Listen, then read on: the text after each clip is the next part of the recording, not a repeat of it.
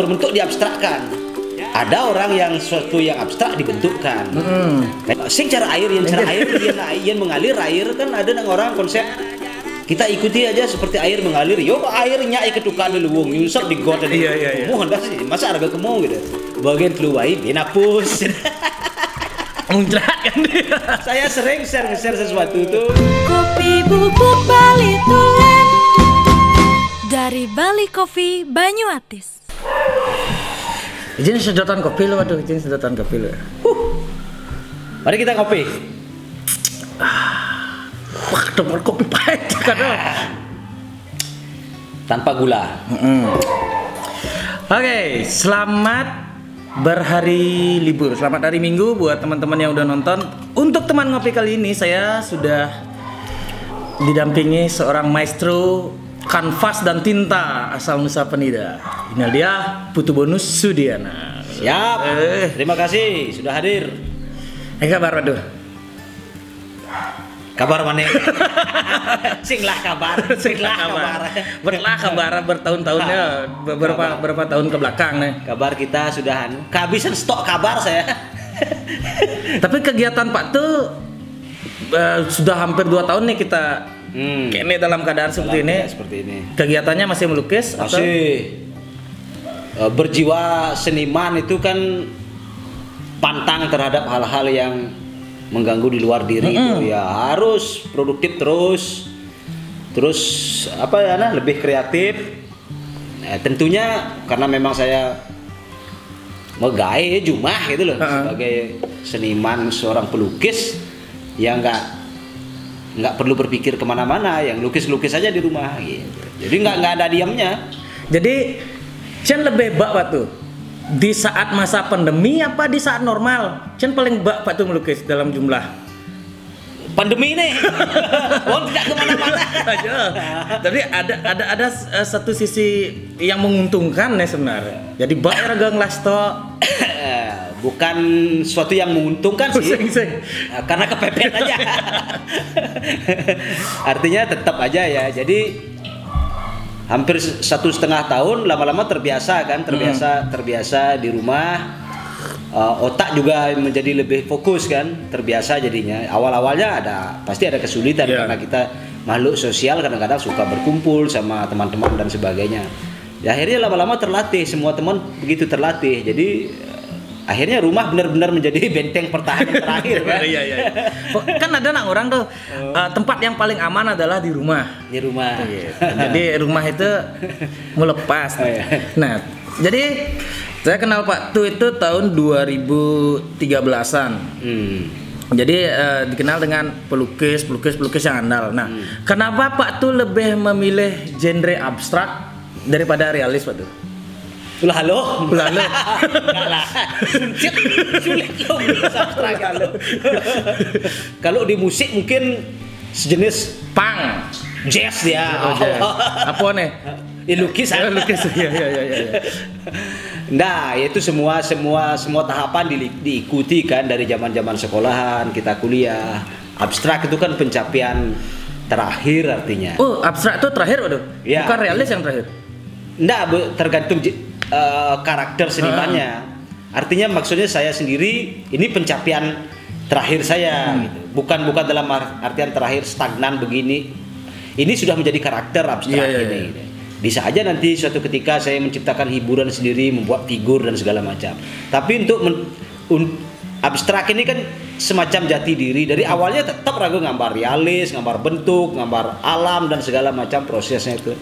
Tetapi ketika pada ujung-ujung tertentu menemukan bahwa di abstrak lebih nyaman. Ya gitu. Jadi abstrak juga sebenarnya sebuah karya seni lukis yang terinspirasi dari bentuk ya. Bentuk sesuatu yang berbentuk diabstrakkan. Ada orang yang sesuatu yang abstrak dibentukkan. Kayak kita menggambar makhluk mitologi gitu, kayak naga itu kan abstrak kan. Sebenarnya saya tawang dan engken sebenarnya tapi lagi ngai gitu. Iya. Ada juga dari gambar-gambar yang goib-goib gitu kan kita nggak bisa melihat tapi kita bisa visualkan.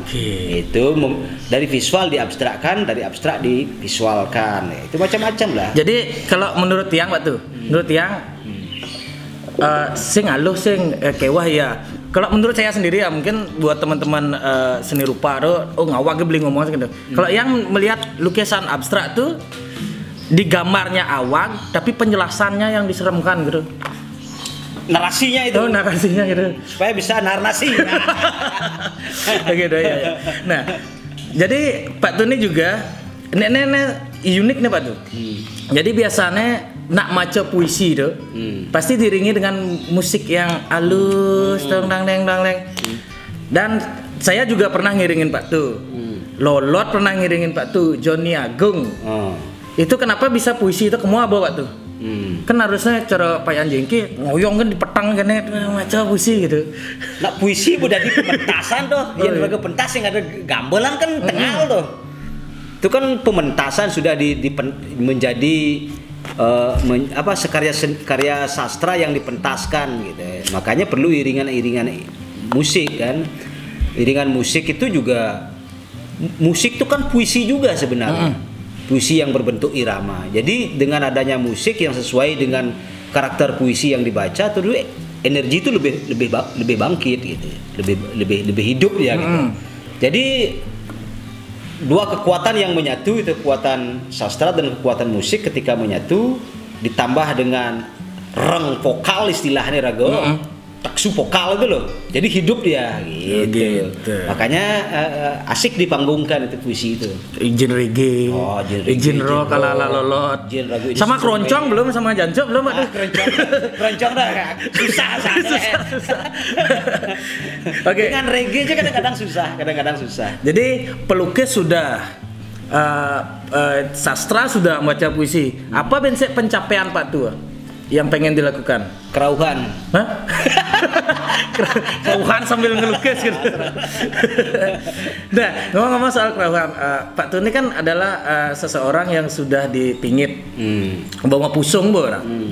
Jadi tetap jadi tetap melalui ke tongos-tongos nak main musik tuh. Saya ada nak ngenang apa gaya Pak Tuh ada. Kita kan punya pos energi masing-masing kan. Ketika kita berkumpul dengan teman-teman yang musik, dengan perupa, dengan siapa saja, ya kita sadar kita ada di wilayah itu, kemudian kita akan mengikuti alur-alur lingkungan itu. Tentu juga tetap punya kontrol-kontrol pendidih kan, tidak kebablasan. Nanti kalau di ranah-ranah spiritual saya akan berada di wilayah itu dengan apa yang saya pelajari. Total di sana gitu. Jadi memposisikan diri itu penting. Cara air pokoknya mengalir. Iya, memposisikan diri.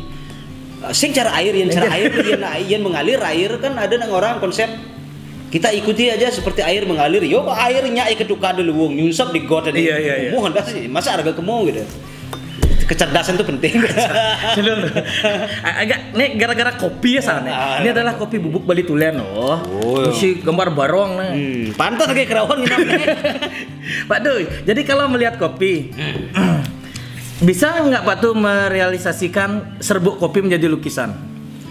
Itu dari teman-teman sudah ada. Banyak itu, banyak teman-teman pelukis realis juga mempergunakan serbuk kopi. Keren. Jadi Pak Tuh udah serbuk kopi nanggon, kulitnya nanggon. Kulit kopi ya. Tempel. Kolase namanya. Kolase. Itu teknik kolase. Bisa apaan tidak? Apaan tidak? Tentu dengan argumentasi dia teknik kolase. Mungkin ini karena berbahan dari plastik.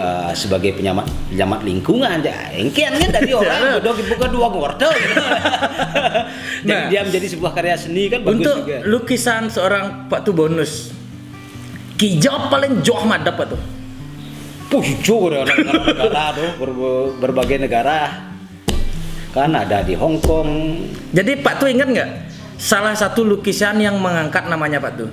Nggak ada, semuanya sama aja. Begitu? Semuanya. Ya. Tidak ada yang spesial. Tidak ada. Artinya semuanya sama itu loh, berjalannya bareng-bareng. Karena kan sebenarnya melukis tuh hampir setiap hari kita memulai, hampir setiap hari kita belajar.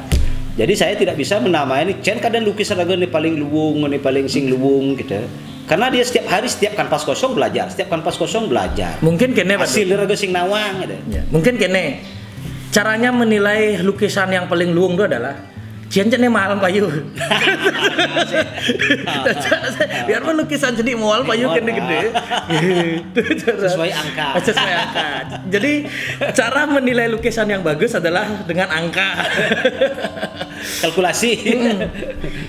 Jadi kesibukan Pak Tubonas akhir-akhir ini adalah menciptakan lagu. Ya. Dan lagunya sudah dibuat dengan timpal raga masih itu dolar. Bang apa lagu bisa?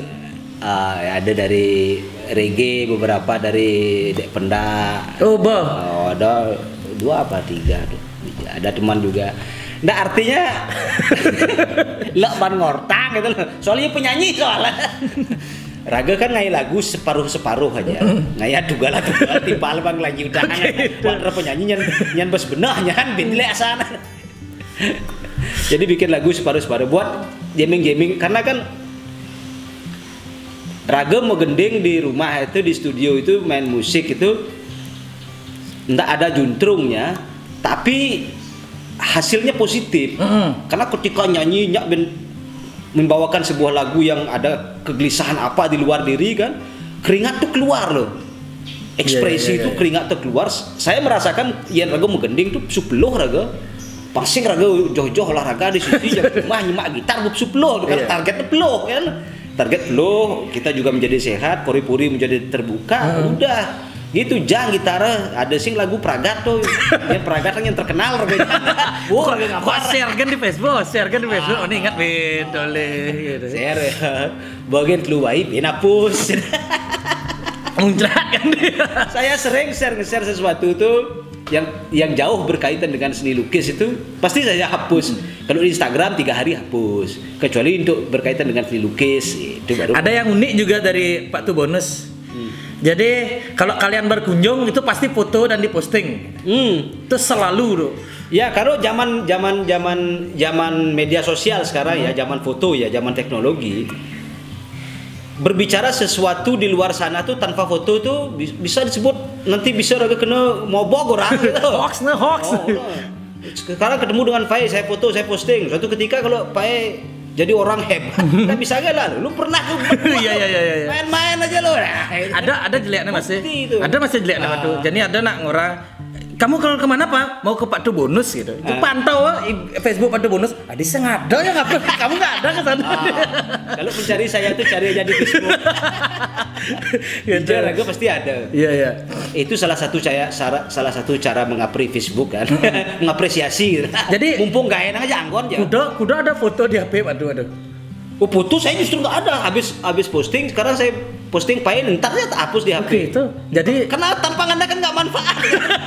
Hapus saya cari aja di Facebook nanti. Tapi menurut Pak tuh penting apa sih tuh? Apanya? Dengan kita mengupload orang yang datang ke kita di sosmed tuh. Penting. Begini maksudnya, selain upload ya, sebaiknya sih kita nggak tahu teman-teman kita ke depannya jadi apa. Iya. Atau saya menjadi apa. Mesti dokumentasi itu penting, sangat penting. Sebab suatu ketika kalau saya menjadi seorang hebat, data-data hidup tuh ada. Siapa tahu kita bikin buku biografi, kan?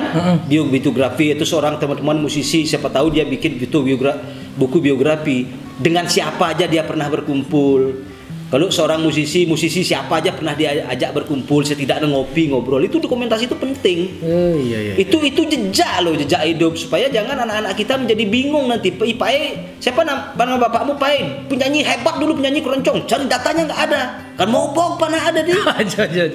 No.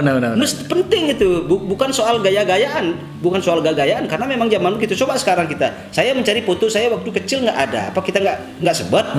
Foto orang tua kita waktu dia kecil nggak ada.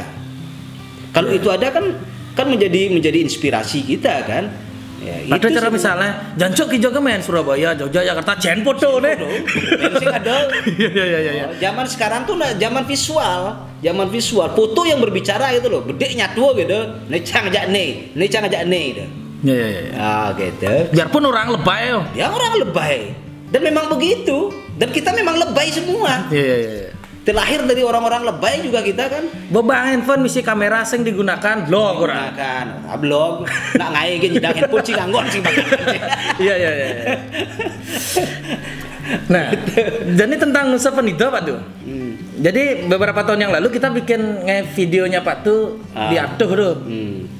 Terus pidato nuluwo ganenen Pak tuh ngupload atau beberapa tahun yang lalu tuh. Jadi mau beton. Satu sisi Pak tuh demen apa sih dengan Nusa Penida yang maju dan satu sisinya enggak? Harus objektif ya.